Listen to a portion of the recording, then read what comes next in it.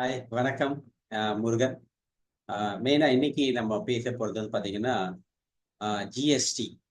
So GST வரும்போது வந்து பார்த்தீங்கன்னா எல்லாருக்குமே ரொம்ப ஹாப்பியாக இருந்தது. ஏன்னா கவர்மெண்ட் சொல்லியிருந்தாங்க ஒன் நேஷன் ஒன் டேக்ஸ் அப்படி சொல்லிட்டு. ஆனால் இம்ப்ளிமெண்ட் பண்ணும்போதே அதுக்குள்ள நிறைய குளறுபடிகள் இருந்தது. அது எல்லாருக்குமே தெரியும்.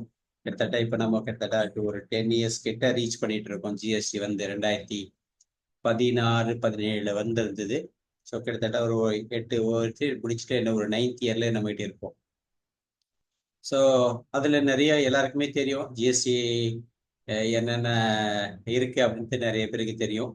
நான் இன்னைக்கு என்ன பேச போறேன் அப்படின்னு பார்த்தீங்கன்னா, இந்த ஜிஎஸ்டியால நிறைய பேர் பாதிக்கப்பட்டிருக்காங்க. அதுவும் பர்டிகுலரா சின்ன சின்ன business people, small business people, SME sector ரொம்ப ரொம்ப பாதிக்கப்பட்டிருக்காங்க. இதெல்லாம் வந்து அரசோட கவனத்துக்கு போயிருக்கா, இல்ல போகலையா, இல்ல போயிட்டு எதுவுமே கண்டுக்காம இருக்காங்களா தெரியல. பட் இது ஏன் இதை பத்தி பேசணும் அப்படின்னா, இப்ப புது பீப்புள் நிறைய பேர் பிசினஸ் பண்ணறதுக்கு செய்யறதுக்காக ஆரம்பிக்கிறதுக்கு வந்துட்டு இருக்காங்க. அவங்களாவது இதை பத்தி தெரிஞ்சுக்கணும். ஏற்கனவே இருக்கிற ஸ்மால் பிஸ்னஸ் பீப்புளும் ஸோ இந்த பிரச்சனைகளை வந்து நாம தெரிஞ்சுக்கிட்டாதான் எது செஞ்சா நம்ம சரியா எடுத்துட்டு போக முடியும், பிரச்சனைக்குள்ள மாட்டாம எடுத்துட்டு போக முடியும் அப்படின்ற ஒரு ஒரு நாலேஜ் வந்து ரொம்ப ரொம்ப இம்பார்ட்டன்ட். மெயினா நான் சொல்றது வந்து ஒன்லி எஸ்எம்இ ஸ்மால் பிஸ்னஸ் பீப்புளுக்கு மட்டும்தான் சொல்றேன். அது சின்ன மேனுஃபேக்சரா இருக்கலாம், ஒரு சின்ன லேத் ஒர்க் ஷாப் வச்சிருக்கான், இல்ல சின்ன ட்ரேடிங் லெவல் பண்றவங்களா இருக்கான். ஸோ நிறைய பேர் இன்னைக்கு வராங்க. இன்னைக்கு ஆன்லைன் ட்ரேடிங்னு வராங்க. நான் அமேசான்ல விற்க போறேன், பிளிப்கார்ட்ல விற்க போறேன்னு ஏதாவது பண்றாங்க. அதுமாரி ஊபர்ல, சுமோட்டோல நம்ம ப்ராடக்ட், ஃபுட் ப்ராடக்ட் செல் பண்ண போறோம் அப்படின்னு நிறைய பேர் வந்து ஆரம்பிக்கிறாங்க. ஆனா விஷயம் தெரியாம அவங்க அதை வந்து ஏதாவது ஒரு பிரச்சனையில வந்து கண்டினியூ பண்ணாம போறாங்க. ஸோ அது போல என்கிட்ட வந்து பாத்தீங்கன்னா இந்த 8-9 வருஷத்துல வந்து பாத்தீங்கன்னா ஒரு 150 கதைகளுக்கு மேல இருக்கு. அவ்வளோ கதைகள் இருக்கு. அதை நம்ம ஒவ்வொன்றா ஒரு ஒரு நாளைக்கு ஒரு ஒரு கதைகளை பார்க்கலாம். ஸோ இந்த வீடியோவில் நான் என்ன சொல்ல வரேன் அப்படின்னா, ஃபர்ஸ்ட் வந்து பிஸ்னஸ் பீப்புளுக்கு, சார் நீங்கள் ஒரு ஜிஎஸ்டி ரிஜிஸ்ட்ரேஷன் எடுக்கிறீங்களா, நீங்கள் செய்ய வேண்டிய முதல் வேலை என்னன்னா, எடுத்த மாசத்துல இருந்துட்டு ஃபர்ஸ்ட் ரெகுலரா அந்த நேரத்துக்குள்ள ஒவ்வொரு மாதமும் அந்த 11ஆம் தேதிக்குள்ள உங்க சேல்ஸ் இன்வாய்ஸை நீங்க ஃபைல் பண்ணணும். அது ரொம்ப ரொம்ப முக்கியம். அது தள்ளி போச்சுன்னா அதுக்கு பெனாலிட்டி இருக்கு. ஒரு நாளைக்கு அதை லேட் ஃபீஸ் வந்து உங்களுக்கு வந்துடும். ரெண்டாவது, உங்களுக்கு எங்கெங்கெல்லாம் நீங்க பர்ச்சேஸ் பண்றீங்களோ அவங்க எல்லாமே கரெக்டா அவங்க ஃபைல் பண்றாங்களா, உங்களுடைய பர்ச்சேஸுக்கான இன்புட் டேக்ஸ் வருதா உங்களுக்கு அப்படின்றத ஒரு 14ஆம் தேதி 15th உங்களுக்கு அங்க ரெஃப்ளெக்ட் ஆகும். உங்க நீங்களே ஃபைல் பண்ணிக்கிறீங்களா இல்ல உங்க கன்சல்டன்ட் ஃபைல் பண்றாரா அவர்கிட்ட கேட்டு தெரிஞ்சுக்கிட்டு அந்த லிஸ்ட்டை வாங்கி அந்த மாசம் நீங்க யார் யார்கிட்ட எல்லாம் பர்ச்சேஸ் பண்ணிக்காங்க எல்லாமே உங்களுக்கு ரெஃப்ளெக்ட் ஆகுதா. ஏன்னா அவங்க ஃபைல் பண்ணாம விட்டா நீங்க அந்த டாக்ஸ் அமௌண்ட் உங்களுக்கு லாஸ் ஆகும். ஏன் அப்படின்னு எப்படி பாத்தீங்கன்னா, இன்புட் டேக்ஸ் அப்படின்ற ஒரு கான்செப்ட் தான். மேபி உங்களுக்கு இன்னும் பத்தி விவரமா தெரியல, நிறைய வீடியோஸ் யூடியூப்லயே இருக்குது அது இன்புட் டேக்ஸை பத்தி. நம்மளும் அதை பத்தி அடுத்த வர வீடியோல சொல்லலாம். அதாவது நீங்க ஒரு பொருளை வாங்குறீங்க, அந்த பொருளை டைரக்டா விற்கலாம், இல்ல அதுல மேனுஃபேக்சரிங் பண்ணி அதை ஒரு ஃபினிஷ் ப்ராடக்டா நீங்க விற்கலாம். ஸோ வாங்கும்போது வாங்குறவருக்கு அந்த பொருளோட மதிப்பு பிளஸ் அதுக்கான ஜிஎஸ்டி 18% ஆவரேஜா மோஸ்ட்லி இண்டஸ்ட்ரியல் ஐட்டம்ஸ்க்குலாம் வந்து சில பேர் ட்ரேடிங் ஐட்டம்லாம் நிறைய ஐட்டமுக்கு வந்து அந்த 18% இருக்குது. சில ப்ராடக்ட் வந்து 5% 12% இருக்குது. ஸோ உங்க பிஸ்னஸ் எந்த கேட்டகரியில் வருதோ அந்த மாதிரி இருக்கலாம்.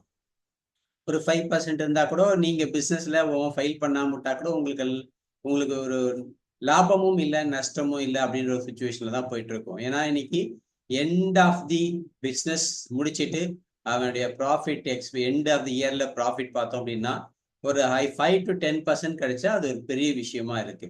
அதான் ரியாலிட்டி. எங்கேயோ ஒரு ஒரு சில பிசினஸ்ல தான் அவங்களுக்கு ஒரு நல்ல ப்ராஃபிட் கிடைக்கும். மற்றபடி 95% 98% பிசினஸ் பீப்புளுக்கு அவங்களுக்கு 5-10% நெட் ப்ராஃபிட் இயர் எண்டிங்ல எக்ஸ்பென்சஸ் எல்லாம் போக கிடைச்சா அது ஒரு பெரிய விஷயம். ஸோ அந்த கண்டிஷன்ல நீங்க ஒரு 5% ஜிஎஸ்டி உங்களுக்கு பர்ச்சேஸ் பண்ணி பண்றீங்க, அவங்க வந்து இன்புட் கொடுக்கல அப்படின்னா உங்களுக்கு 5% லாபம் அதாவது உங்களுடைய உங்க சேல்ஸ்ல உங்களுக்கு லாபம் 5% வந்து அவர் எடுத்துட்டு போயிட்டாரு. ஏன்னா உங்களுக்கு வர வேண்டிய இன்புட் வரல, ஆனா கவர்மெண்ட் கட்ட வேண்டிய டாக்ஸை நீங்க கட்டி ஆகணும். ஸோ அப்போ நீங்க உங்க லாபத்துல இருந்து தான் எடுத்து கொடுக்க வேண்டியிருக்கும்.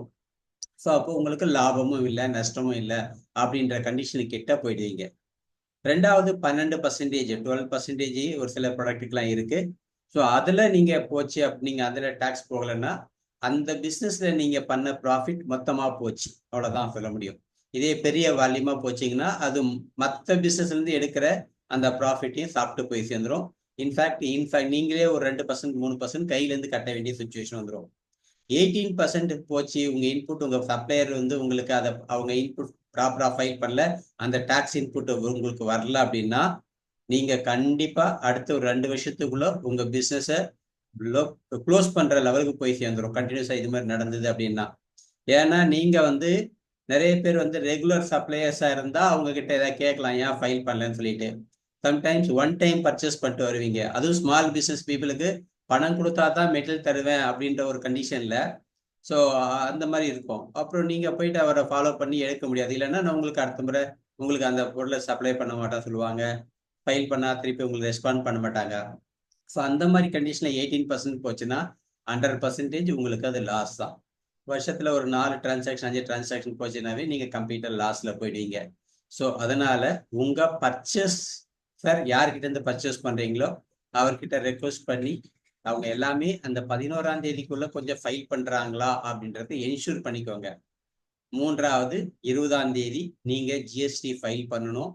அதாவது நீங்க எவ்வளவு சேல் பண்ணிக்கீங்களோ அதுக்கான டாக்ஸை கலெக்ட் பண்ணிட்டு, இப்போ நீங்க பர்ச்சேஸ்ல எவ்வளவு உங்களுக்கு இன்புட் டாக்ஸ் இருக்கோ அதை லெஸ் பண்ணிட்டு பேலன்ஸ் இருக்கிற அமௌண்ட்டுக்கு நீங்க டாக்ஸ் பேமெண்ட் பண்ணணும். அது இல்லாம நீங்க ரெண்ட் பேமெண்ட் பண்றீங்கன்னா அந்த ரெண்ட்டுக்கான ரிவர்ஸ் சார்ஜ் மெக்கானிசம் அப்படின்றத வந்து நீங்க அதுக்கு ஜிஎஸ்டி கட்டணும். இது பற்றி தனியா நமக்கு ஒரு வீடியோ பேசலாம். ஆர்சிஎம் அப்படின்றது அரசு வந்து எப்படியெல்லாம் வந்து நம்மளை வந்து டாக்ஸ் எடுக்கிறாங்க அப்படின்றது நம்ம இன்னொரு வீடியோ பார்க்கலாம். ஸோ இப்போ இது வந்து நீங்க 20th பேமெண்ட் பண்ணணும். ஸோ ஒருவேளை 20th பேமெண்ட் பண்ண முடியாம போனா அதுக்கு ஒன்று லேட் ஃபீஸ் இருக்கு, ரெண்டாவது இன்ட்ரெஸ்ட் இருக்கு. இது ரெண்டுமே நீங்க வந்து பேமெண்ட் பண்ணி ஆகணும். ஸோ இங்க தான் வந்து ஸ்மால் பிஸ்னஸ் பீப்புளுக்கு பார்த்தீங்கன்னா அவங்க இன்வெஸ்ட்மெண்ட்டே ரொம்ப கம்மியா போட்டிருப்பாங்க. ஆனா அவங்களுக்கு என்னதான் எம்எஸ்எம்இல அவங்களுக்கு வந்து 30 daysல பேமெண்ட் கொடுக்கணும், 45 daysல பேமெண்ட் கொடுக்கணும்னாலும் நிறைய கம்பெனிஸ் ஒன்லி அப்படி ரெக்கார்டு தான் பண்ணுவாங்களே ஒழிய அவங்களுக்கான பேமெண்ட்டை நேரடியா அந்த குறிப்பிட்ட நாட்குள்ள கொடுக்கறதுல ஈவன் பெரிய பெரிய கம்பெனிஸ் கூட அவங்கெல்லாம் சம்டைம்ஸ் 90 days 120 days எடுத்துட்டு போறாங்க. ஸோ இந்த மாதிரி கண்டிஷன்ல வந்து பாத்தீங்கன்னா அவங்களால அந்த டாக்ஸ் அமௌண்ட்டை வந்து கஸ்டமர்கிட்ட எழுதாயிடுது. 18% ஆவரேஜா ஒரு 15% வச்சுட்டா கூட வந்து பாத்தீங்கன்னா ஒரு 15% அமௌண்ட் 3 மாசம் லாக் ஆச்சு அப்படின்னா அவங்க டோன் ஓவர்ல கிட்டத்தட்ட ஒரு 45% ஆஃப் தி அமௌண்ட் வந்து அவங்களுக்கு லாக் ஆயிடுது. அவங்க இன்வெஸ்ட்மெண்ட்டே ரொம்ப கம்மியா இருக்கும். ஒரு 45% ஆஃப் த டோன் ஓவர் வந்து போய் 3 மாசத்துல லாக் ஆகுது அப்படின்னா அவங்க எப்படி சர்வே ஆக முடியும்னு பார்த்துக்கோங்க. ஸோ இதனாலதான் சொல்றது வந்து பாத்தீங்கன்னா எப்படியாவது நீங்க வெளியே கூட கடன் வாங்கி கட்டிடலாம், ஓகேங்களா. ஏதாவது பேங்க்ல ரெக்வஸ்ட் பண்ணி டெம்பரரியா ஒரு ஓடி மாதிரி கேட்டு இல்லை ஒரு ஜுவல்லரி வச்சு கூட நீங்க வாங்கி கட்டிடலாம். ஏன்னா பேங்க்ல எல்லாம் ஜுவல்லரி வைக்கும் போது உங்களுக்கு வந்து ஒரு நார்மலா 10% இன்ட்ரெஸ்ட் ரேட்ல உங்களுக்கு வந்து கிடைச்சிடும். வெளியே போய் சேட்டுக்கடையில் வச்சா ஜாஸ்தியா போயிடும். சேட்டுக்கடை ரேட்டும் கவர்மெண்ட் கலெக்ட் பண்ற இன்ட்ரெஸ்ட் ரேட்டும் ஒரே அளவு தான். கிட்டத்தட்ட இவங்க 1.5%லேருந்து 2% வெளியே சேட்டுக்கடையில் வாங்குவாங்க. கவர்மெண்ட்லயும் அதே மாதிரி 1.5% மாசத்துக்கு வாங்கிடுறாங்க.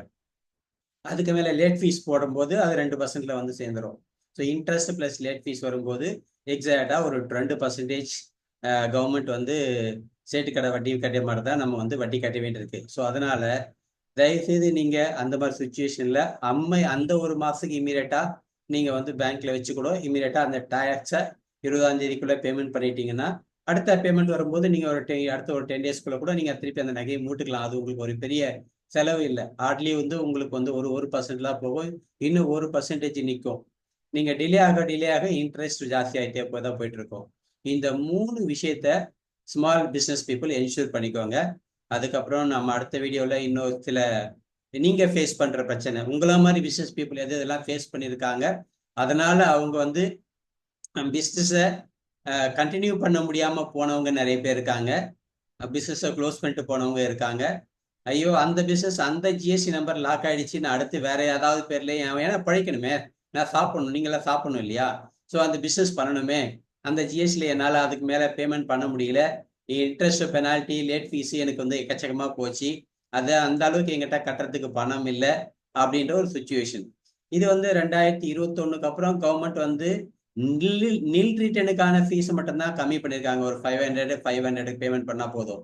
ஆனா ஒரு டிரான்சாக்ஷன் இருந்து அங்க நீங்க டிலே ஆச்சுன்னா அங்க அதே பெனால்ட்டி தான் போயிட்டு இருக்கு. ஒரு நாளைக்கு நீங்க ஒரு 20 ரூபாயில இருந்து 100 ரூபாய் வரையும் ஒரு நாளைக்கு பெனால்ட்டி கட்டுற மாதிரி போகுது, பிளஸ் இன்ட்ரெஸ்ட். ஸோ இங்க கால்குலேட் பண்ணும்போது ஒரு 3 மாசம் 4 மாசம் நீங்க டிலே பண்ணீங்கன்னா ஒவ்வொரு மாசமும் 10,000 ரூபாய் உங்களுக்கு வந்து லாஸ் ஆயிட்டே போயிருக்கும். ஒரு 4வது மாசம் 5வது மாசம் போகும்போது ஆட்டோமேட்டிக்கா மந்த்லி 10,000 ரூபாய். ஸோ ஃபர்ஸ்ட் மந்த் ஒரு 5th மந்த் போகும்போது ஃபர்ஸ்ட் மந்த்துக்கு 10,000 ரூபாய். அதுக்கப்புறம் திருப்பி நீங்க 6வது மாசம் தான் 2வது மாசம் கட்டிங்க, திருப்பி அதுக்கு ஒரு 10,000 ரூபாய். ஸோ ஒரு வருஷத்துல வந்து பாத்தீங்கன்னா நீங்க ஒரு 1,20,000 ரூபாய் பிளஸ் இன்ட்ரெஸ்ட் எல்லாம் கேல்குலேட் பண்ணி போனீங்கன்னா உங்களுக்கு எங்கேயோ போய் சேர்ந்துடும். ஆவரேஜா நான் சொல்ற சில பிசினஸ் பீப்புளா வந்து பாத்தீங்கன்னா டர்ன் ஓவரே வந்து பாத்தீங்கன்னா மாசம் 2 லட்சம் பண்ணா பெரிய விஷயம் சார். அவங்க எல்லாம் ஜிஎஸ்டி எடுக்கிறதுக்கு கட்டாயம் இல்லை அப்படின்னு நீங்க நிறைய பேர் சொல்லலாம். ஆனா ஜிஎஸ்டி எடுக்காம யாரும் பிசினஸ் கொடுக்கறது இல்லை. இதை வந்து அரசு புரிஞ்சிட்டு இருக்குதா இல்லையா தெரியல. அட்லீஸ்ட் தமிழ்நாடு கவர்மெண்டாவது இது மாதிரி ஸ்மால் பிசினஸ் பீப்புள் இது மாதிரிலாம் பாதிக்கப்பட்டிருக்காங்க அப்படின்னு ஒரு தெரிச்சு அதுக்கு ஏதாவது ஒரு சொல்யூஷன் எடுத்து கொடுத்தா எடுத்து ஒரு ரெக்கமெண்ட் பண்ணி அதுக்காக ஃபைட் பண்ணி இவங்களுக்காக போறோம்னா பரவாயில்ல. ஆனால் அரசு வந்து நிறைய விஷயங்கள் இன்னைக்கு நிறைய குழந்தைங்க படிக்கிறதுல இருந்துட்டு மக்கள் வாழ்வாதாரத்துக்கு எவ்வளோ நிறைய ஸ்கீம்ஸ் எடுத்துட்டு வந்துட்டு இருக்காங்க.